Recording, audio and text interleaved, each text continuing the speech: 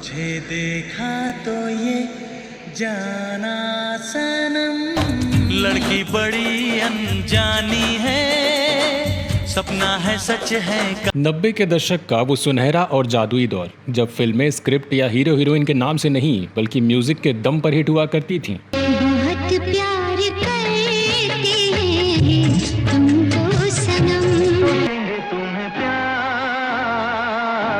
करके नहीं। ये वो दौर था जब म्यूजिक इंडस्ट्री का इकोनॉमिक मॉडल पूरी तरह बदल रहा था और टी सीरीज, वीनस और टिप्स जैसी म्यूजिक कंपनियां एक एक फिल्म के म्यूजिक राइट्स से करोड़ों रुपए छाप रही थी। चुरा के दिल मेरा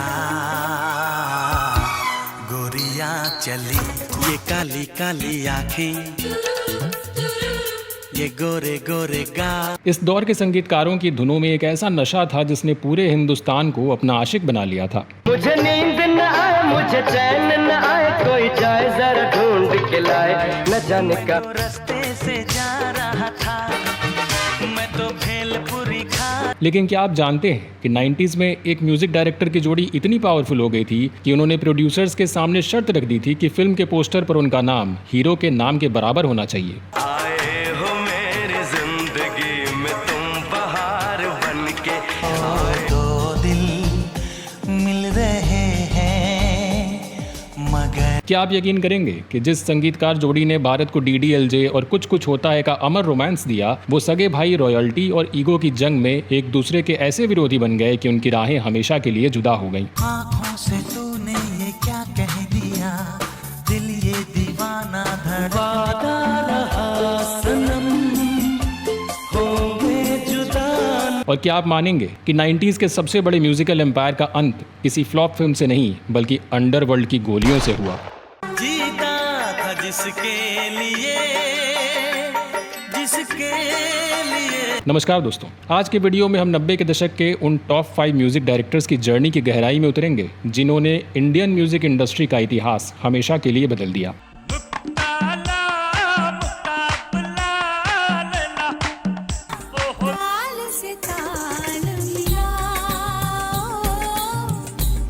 हम फैक्ट्स, डेटा, कैसेट की सेल, प्लेजरिज्म यानी धुनें चुराने के विवादों और इन दिग्गजों के बीच चली कोल्ड वॉर के आधार पर इन्हें रैंक करेंगे। हम बताएंगे कि कैसे अनु मलिक ने आलोचनाएं सहकर भी इंडस्ट्री पर राज किया, AR रहमान की खामोश धुनों ने 90s का संगीत कैसे बदल दिया और आखिर नदीम श्रवण और जतिन ललित में से 90s का असली म्यूजिक डिक्टेटर कौन था, और कुछ ऐसे नाम जो इस रेस में तो थे लेकिन टॉप 5 में अपनी जगह नहीं बना सके। तो चलिए शुरू करते हैं बॉलीवुड के इतिहास की सबसे बड़ी म्यूजिकल दास्तान।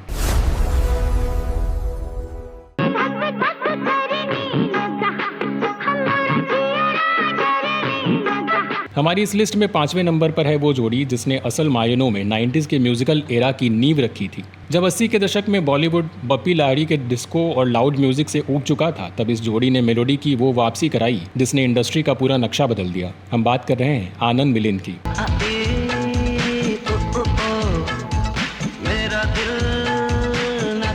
आनंद और मिलिंद मशहूर संगीतकार चित्रगुप्त के बेटे थे। इनके अंदर क्लासिकल म्यूजिक कूट कूट कर भरा था। साल 1988 जब आमिर खान और जूही चावला की कयामत से कयामत तक रिलीज हुई तो इसके म्यूजिक ने पूरे देश में तहलका मचा दिया। पापा कहते हैं बड़ा नाम करेगा बेटा हम। रिपोर्ट्स की माने तो कयामत से कयामत तक की लगभग 80 लाख कैसेट्स बिकी थी। उस दौर के हिसाब से ये एक चमत्कार था। पापा कहते हैं और ऐ मेरे हमसफर ने साबित किया कि अब मेलोडी का दौर वापस आ चुका है और यहीं से बॉलीवुड में उदित नारायण और अलका याग्निक के युग की भी शुरुआत हुई। मेरे हमसफर एक जरा। आनंद मिलिंद वो पहले संगीतकार थे जिन्होंने 90s के रोमांस का ब्लूप्रिंट तैयार किया था। इसके बाद इन्होंने माधुरी दीक्षित और आमिर खान की दिल में म्यूजिक दिया था। मुझे नींद ना आए और हम प्यार करने वाले जैसे गानों ने थिएटर्स में आग लगा दी। मुझे नींद न आए, मुझे चैन न आए, कोई जाए जरा ढूंढ के लाए, न जाने का। फिर आई बेटा और धक धक करने लगा ने माधुरी दीक्षित को रातों रात धक धक गर्ल बना दिया।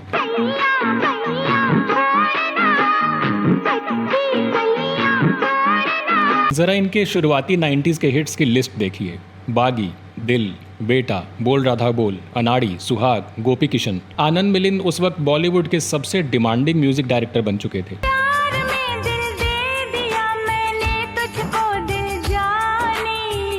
मेरे सामने मेरा दिल ये जाए जाए जाए, ऐसा लगता है लेकिन यहाँ एक बहुत बड़ा सवाल खड़ा होता है, अगर इन्होंने ही 90s की शुरुआत की थी, अगर कयामत से कयामत तक और दिल जैसे ऐतिहासिक एल्बम इनके पास थे, तो ये जोड़ी 90s के आखिरी सालों में गायब क्यों होने लगी और क्यों इनका नाम इस लिस्ट में सबसे ऊपर नहीं आता। दरअसल 90s के मिड में डायरेक्टर डेविड धवन और गोविंदा की जोड़ी सुपर हिट हो रही थी। आनंद मिलिंद उनके लगभग परमानेंट म्यूजिक डायरेक्टर भी बन चुके थे। Raja Babu, coolie number 1, hero number 1 जैसी फिल्मों के लिए इन्हें म्यूजिक बनाना पड़ा और यहीं से इनकी इमेज पूरी तरह बदल गई। हुस्न है सुहाना, इश्क है दीवाना, रूप का खजाना आज चिकपक राजा बाबू, चल गया कोई जादू, ना रहा सोना कितना सोना है, सोने जैसा तेरा मन, सुन जरा सुन क्या आनंद मिलिंद जो ऐ मेरे हम सफर जैसी क्लासिक मेलोडी के लिए जाने जाते थे, उन्हें अब सरकाई लियो खटिया जाड़ा लगे और बत्ती ना बुझा जैसे डबल मीनिंग और टपोरी गाने बनाने पड़े।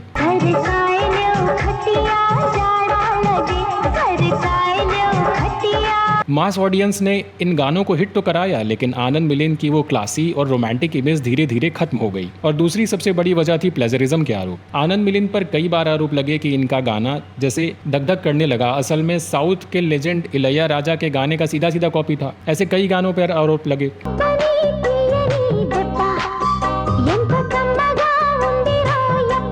एक तरफ टपोरी गानों का टैग और दूसरी तरफ नदीम श्रवण और जतिन ललित की बाढ़। आनंद मिलिंद उस बॉलीवुड की मशीन में फंस गए जहां इन्हें खुद को इवॉल्व करने का मौका ही नहीं मिला और इस वजह से 90s के रोमांस की नींव रखने के बावजूद अपनी टाइप कास्टिंग के चलते ये हमारी लिस्ट में 5वीं नंबर पर अपनी जगह बना पाए।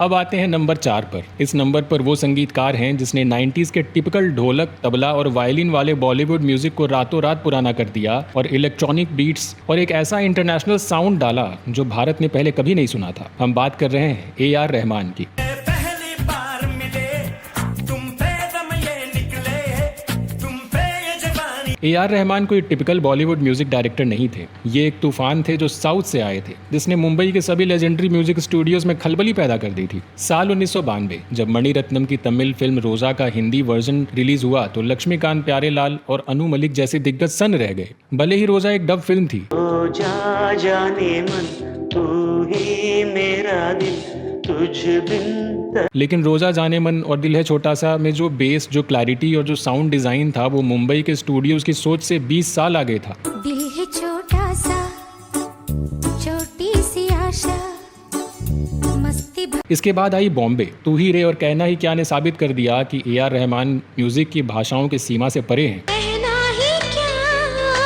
ये नैनिक अनजान से जो मिले। और फिर साल 1995 में आई राम गोपाल वर्मा की रंगीला। ये रहमान साहब का पहला original Hindi film sound track था।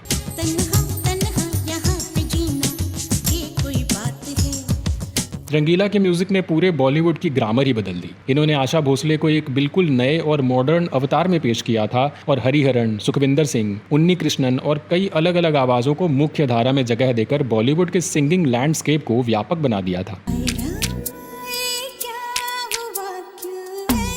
इसके बाद दिल से का छैया छैया, ताल का ताल से ताल मिला। रहमान ने 90s के आखिरी सालों में एक नया म्यूजिकल कल्ट खड़ा कर दिया। चल छैया छैया छैया छैया, चल छैया छैया छैया छैया। ओए रमता जोगी, ओए रमता जोगी, होए होए होए होए होए।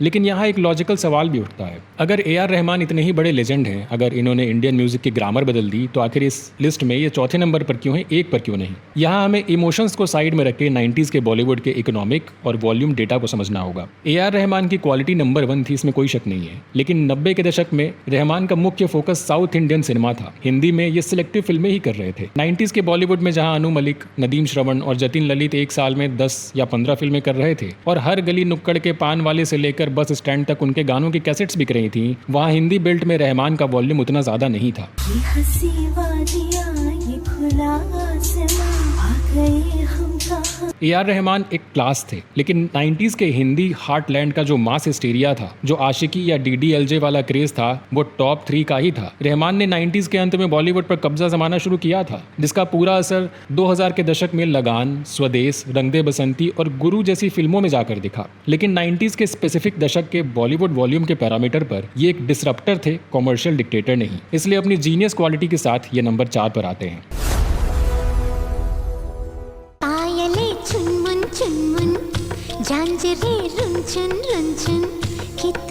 अब हम 90s के उस सिंहासन की तरफ बढ़ रहे हैं जहां सिर्फ मेलोडी नहीं बल्कि सर्वाइवल, स्मार्टनेस और किसी भी ट्रेंड को अपने हिसाब से मोड़ने का जज्बा चाहिए था। हमारी लिस्ट में नंबर 3 पर हैं बॉलीवुड के सबसे विवादित, सबसे मुंहफट और सबसे बड़े मास entertainer music director Anu Malik. बजने लगा काम सजने अनु मलिक के साथ बॉलीवुड का एक बहुत ही अजीब सा लव हेट रिलेशनशिप रहा है। कोई इनकी आलोचना करता है तो कोई इन्हें कॉपी कैट कहता है, लेकिन 90s का कोई भी ऐसा बड़ा डायरेक्टर नहीं था जो इनकी धुनों पर ना नाचा हो। बाजीगर ओ बाजीगर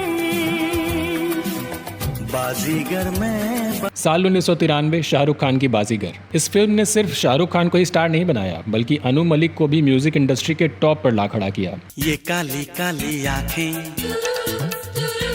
ये गोरे गोरे गाल, ये काली काली आंखें और बाजीगर ओ बाजीगर अनु मलिक ने साबित कर दिया कि वो ऑडियंस की नब्ज को किसी भी दूसरे संगीतकार से बेहतर समझते थे। ये एक ही साल में दो बिल्कुल ऑपोजिट जॉनर का म्यूजिक भी बना सकते थे। किताबें बहुत सी पढ़ी होंगी तुमने मगर कोई मैं खिलाड़ी तू अनाड़ी, अकेले हम अकेले तुम, खिलाड़ियों का खिलाड़ी, विरासत और इश्क। 90s का पूरा कॉमर्शियल सिनेमा अनु मलिक की धुनों पर ही जिंदा था। अकेले हम अकेले तुम, मैं खिलाड़ी तू अनाड़ी, मैं अनाड़ी तू, हमको तुमसे प्यार है, जिया बेकरार है। सोल्जर, हम आपके दिल में रहते हैं, बीवी नंबर 1, हसीना मान जाएगी और बादशाह जैसी फिल्मों के गाने भला कौन भूल सकता है। हाथों से अपने मुकरता नहीं, मरने से मैं कभी डरता। हसीना मान जाएगी, हसीना मान जाएगी, हसीना मान। जरा इनकी वर्सेटैलिटी देखिए। एक तरफ ये गोविंदा और सलमान के लिए जुड़वां का ऊंची है बिल्डिंग और टन टनाटन टन टारा जैसा टपोरी मास नंबर बना रहे थे, और ठीक उसी साल जेपी दत्ता की बॉर्डर के लिए संदेशे आते हैं जैसा लेजेंडरी देशभक्ति गीत भी बना रहे थे। संदेशे आते हैं, हमें तड़पाते हैं। लेकिन इतने सारे हिट्स, इतनी वर्सेटैलिटी और बॉर्डर जैसी लेजेंडरी फिल्म का म्यूजिक देने के बावजूद अनु मलिक को बॉलीवुड में वो इज्जत क्यों नहीं मिली जो AR रहमान या RD बर्मन को मिली थी। दरअसल अनु मलिक के करियर का सबसे बड़ा विवाद था प्लेजरिज्म यानी धुनें चुराने का आरोप। 90s के दौर में इंटरनेट नहीं था। अनु मलिक पर अक्सर इजराइल के फोक गानों से लेकर के हॉलीवुड के साउंड ट्रैक्स और नुसरत फतेह अली खान की कव्वालियों से प्रेरित होकर धुनें बनाने का आरोप लगता था। खुद नुसरत फतेह अली खान साहब ने एक बार पब्लिकली चुटकी लेते हुए मजाक में कहा था कि अनु मलिक और विजू शाह सबसे अच्छी कॉपी बनाते हैं। मेरा पिया घर आया, दिल मेरा चुराया क्यों, कई गानों की ओरिजिनल धुनें किसी और की बताई जाती थी। मेरा पिया घर आया ओ राम जी, मेरा पिया घर आया। लेकिन अनु मलिक की साइकोलॉजी अलग थी। प्रोड्यूसर्स अनु मलिक के पीछे इसलिए भागते थे क्योंकि ये एक मशीन की तरह काम करते थे। ये कुछ ही मिनट में हारमोनियम पर एक नई धुन तैयार करके दे देते थे जो सीधे सिंगल स्क्रीन थिएटर्स में सीटियां बजवा सकती थी। अनु मलिक ने आलोचनाएं झेली, विवाद सहे, लेकिन ये 90s के वो संगीतकार थे जिन्होंने हर जनरेशन और हर ट्रेंड को अडॉप्ट करके सर्वाइव किया। इनकी इसी अल्टीमेट सर्वाइवल और बेहतरीन हिट रेशियो के चलते ये नंबर 3 की पोजीशन होल्ड करते हैं। वादा रहा सनम, होंगे जुदाना। अब हम 90s के उस एलीट क्लब में एंटर करेंगे जहां भारत में रोमांस की परिभाषा गढ़ी गई थी। अगर यश चोपड़ा और करण जौहर की फिल्में ताजमहल थीं तो उस ताजमहल की बुनियाद इस जोड़ी ने ही रखी थी। हमारी लिस्ट में नंबर 2 पर है जतिन ललित। आना मेरे प्यार को ना तुम झूठा समझो जाना, आना मेरे प्यार। मेवाती घराने के जतिन और ललित मशहूर गायिका सुलक्षणा पंडित और विजेता पंडित के सगे भाई थे और संगीत मार्तंड पंडित जसराज के भतीजे थे। इनके घर में 24 घंटे सिर्फ और सिर्फ शुद्ध संगीत बजता था। साल 1992 मंसूर खान की फिल्म जो जीता वही सिकंदर। पहला नशा, पहला खुमार,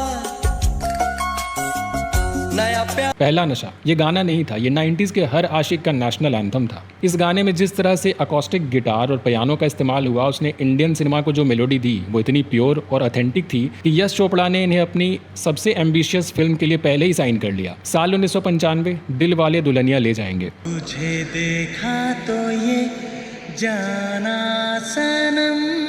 आज हम DDLJ को शाहरुख खान और काजोल के जरिए याद करते हैं, लेकिन जरा सोचिए अगर उस फिल्म में तुझे देखा तो ये जाना सनम, मेहंदी लगा के रखना और रुक जाओ दिल दीवाने जैसे गाने नहीं होते तो क्या DDLJ वो इतिहास रच पाती। रुक जाओ दिल दीवाने, पूछो तो मैं। खिलाड़ी, प्यार किया तो डरना क्या, प्यार तो होना ही था, वास्तव और खूबसूरत जैसी फिल्मों के गाने सबकी जुबान पर थे।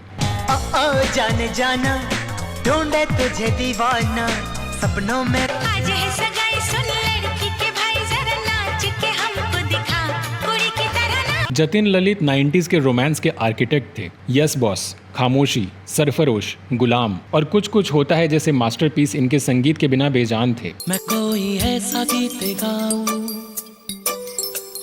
के आरज़ू जग सुना आती क्या खंडाला मुझे याद न मेरी आई किसी से अब क्या कहना। कुछ होता है कि म्यूजिक ने पूरे देश में दीवानगी की सारी हदें पार कर दी थी। जतिन ललित ने शाहरुख खान को वो रोमांटिक ऑरा दिया जिसके दम पर शाहरुख खान आज किंग ऑफ रोमांस कहलाते हैं। लेकिन अगर जतिन ललित ने DDLJ और कुछ होता है जैसे बॉलीवुड की सबसे बड़ी और ऐतिहासिक फिल्में दी थी तो ये नंबर 1 पर क्यों नहीं है? और आखिर कैसे इन दोनों सगे भाइयों ने अपने ही इतने बड़े म्यूजिकल एम्पायर का अंत कर दिया? दरअसल जतिन ललित यश राज और धर्मा प्रोडक्शंस के क्लासी संगीतकार थे। ये साल में चुनिंदा फिल्में करते थे, लेकिन 90s के पहले हाफ में जो मास कैसेट सेल्स का बवंडर नंबर 1 वाली जोड़ी ने ला रखा था उसे जतिन ललित कभी बीट नहीं कर सके। और सबसे कड़वा सच यही था कि इन दोनों भाइयों में ईगो क्लैश हो गया। काश के हम होश में अब आने।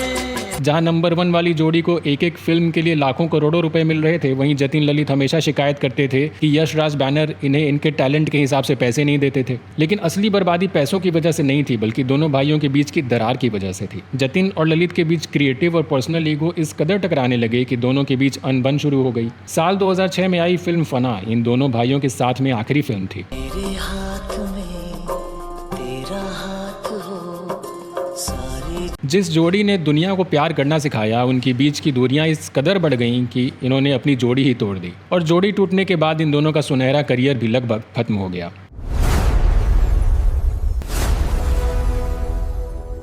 दिल का आलम मैं क्या बताऊं तुझे। और अब 90 के दशक का वो सिंहासन जहां म्यूजिक सिर्फ आर्ट नहीं बल्कि एक ऐसा पावर गेम था जिसका अंत बेहद दुखद और विवादित तरीके से हुआ। हमारी लिस्ट में नंबर 1 पर हैं नदीम श्रवण। दिल है कि मानता नहीं। 90s में नदीम और श्रवण सिर्फ म्यूजिक डायरेक्टर नहीं थे, ये किसी भी एक्टर से ज्यादा पावरफुल सुपरस्टार थे। तुमसे मिलने को दिल करता है, तुम ही हो जिस। जरा इनके 90s के जलवे को महसूस कीजिए। नदीम श्रवण हमेशा डिजाइनर सूट्स पहनते थे और इनके आसपास एक अलग ही रुतबा रहता था। कहा जाता है कि इन्होंने इंडस्ट्री में एक नया नियम लागू करवाने की कोशिश की कि फिल्म के पोस्टर और होर्डिंग पर हीरो के नाम के साथ साथ नदीम श्रवण का नाम बराबर में सेम फॉन्ट में लिखा होना चाहिए। आज तक बॉलीवुड के इतिहास में किसी म्यूजिक डायरेक्टर का ऐसा जलवा देखने को नहीं मिला। अब तेरे बिन जी लेंगे हम। साल 1990 गुलशन कुमार की फिल्म आशिकी। इस फिल्म का म्यूजिक नदीम श्रवण ने ही दिया था। कई रिपोर्ट्स और दावों के मुताबिक आशिकी की लगभग 2 करोड़ कैसेट्स बिकी थी। उस वक्त 30-40 रुपए की भी अगर एक कैसेट आती तो आप अंदाजा लगा सकते हैं कि सिर्फ एक एल्बम ने कितने करोड़ का बिजनेस किया होगा। आशिकी ने भारत में टी सीरीज का वो एम्पायर खड़ा किया जिसे आज तक कोई दूसरी कंपनी हिला भी नहीं सकी है। एक चेहरे ने बहुत प्यार से देखा मुझे। आशिकी के बाद नदीम श्रवण ने जो मोनोपोली चलाई वो इतिहास है। साजन, दीवाना, सड़क, फूल और कांटे, दिल है कि मानता नहीं, हमें राही प्यार के, राजा हिंदुस्तानी और परदेस। धीरे धीरे प्यार को बढ़ाना है। कितना प्यारा तुझे रब ने बनाया, कितना प्यार करते हैं तुमको सनम। इनका सक्सेस रेट अकल्पनीय था। 90s के शुरुआती 5 सालों में फिल्म फेयर अवार्ड पर इनका एक छत्र राज था। इन्होंने कुमार सानू को सुपरस्टार बनाया और उदित नारायण व अलका याग्निक जैसे गायकों के करियर को नई ऊंचाइयों तक पहुंचाया। ये अपने कॉम्पिटिटर्स को कुछ समझते ही नहीं थे।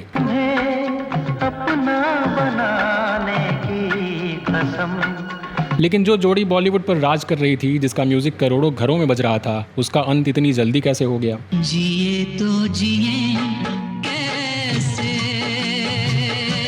12 अगस्त 1997 मुंबई के जितेश्वर महादेव मंदिर के बाहर टी सीरीज के मालिक और कैसेट किंग गुलशन कुमार की अंडरवर्ल्ड के गुर्गों ने सरेआम हत्या कर दी। पूरा देश दहल गया। लेकिन सबसे बड़ा झटका तब लगा जब पुलिस की शुरुआती जांच और दावों में इस हत्या के तार दाऊद इब्राहिम के करीबी अंडरवर्ल्ड डॉन अबू सलेम और बॉलीवुड के म्यूजिक डिक्टेटर नदीम सैफी से जोड़े गए। पुलिस का आरोप था कि नदीम और गुलशन कुमार के बीच किसी विवाद के चलते ये साजिश रची गई थी। नदीम उस वक्त छुट्टी पर लंदन पहुंचे हुए थे। इस मर्डर केस में नाम आते ही वो कभी भारत लौटकर अंदर आ ही नहीं सके। हालांकि इस केस की कानूनी लड़ाई बहुत लंबी और जटिल रही। भारत सरकार ने नदीम को वापस लाने की बहुत कोशिश की, लेकिन यूके में वो प्रत्यर्पण फेल हो गया। बाद में रिपोर्ट्स आई कि लंदन हाई कोर्ट और अन्य कोर्ट्स ने सबूतों के अभाव में नदीम को इन सभी आरोपों से बरी भी कर दिया। हालांकि नदीम श्रवण के करियर को जो डैमेज होना था वो तब तक हो चुका था।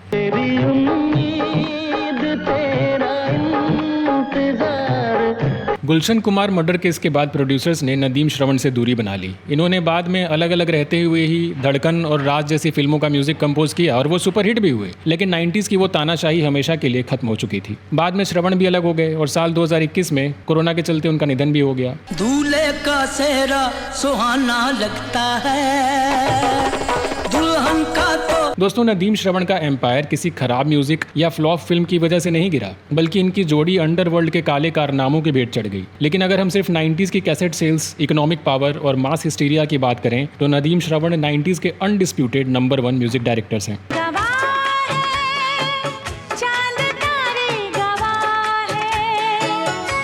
लेकिन इस लिस्ट को खत्म करने से पहले हम उन 2 नामों का जिक्र जरूर करेंगे जो इस रेस में थे लेकिन टॉप 5 में जगह नहीं बना पाए। पहला नाम है विजू शाह।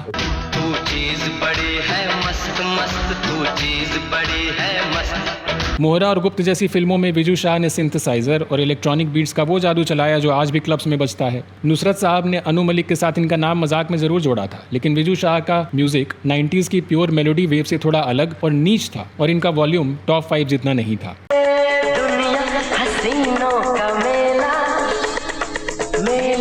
दूसरा नाम है राजेश रोशन का। करण अर्जुन, सबसे बड़ा खिलाड़ी, दाग द फायर, पापा कहते हैं और कोयला जैसी फिल्मों से इन्होंने 90s में अपनी अलग पहचान बनाई। देखा तुझे तो हो गई घर से निकलते ही कुछ दूर चल, जाती हूँ मैं, जल्दी है क्या? धड़के जिया। लेकिन राजेश रोशन का सबसे बड़ा बूम साल 2000 में कहो ना प्यार है के साथ आया। 90s की कंसिस्टेंसी में ये टॉप 5 से थोड़ा पीछे रह गए। वहीं कुछ लोग इस लिस्ट में आनंद राज आनंद, उत्तम सिंह या इस्माइल दरबार जैसे नामों को भी देखना चाहते हैं, लेकिन 90s के पूरे दशक की कंसिस्टेंसी और प्रभाव के आधार पर हमारी टॉप 5 लिस्ट यही है। तड़प तड़प के इस दिल से आह निकलती रही, मुझको सजा। दोस्तों, आपको इन लेजेंडरी म्यूजिक डायरेक्टर्स में से सबसे ज्यादा किसकी धुनों ने दीवाना बनाया? क्या आपको लगता है कि जतिन ललित को और ज्यादा रिकॉग्निशन मिलना चाहिए था, या फिर क्या AR रहमान अगर 90 के दशक में और पहले एंटर किए होते तो वो सबसे पहले पायदान पर होते? अपनी बेबाक राय और रैंकिंग्स कमेंट में जरूर लिखकर बताइएगा। ऐसे ही बॉलीवुड के सबसे रियल और अनफिल्टर्ड सच को गहराई से जानने के लिए सब्सक्राइब करें आपका फेवरेट चैनल बेबाक बॉलीवुड। मिलते हैं अगले वीडियो में एक और बेबाक दास्तान के साथ। तब तक के लिए नमस्कार। किसी रोज तुमसे मुलाकात होगी।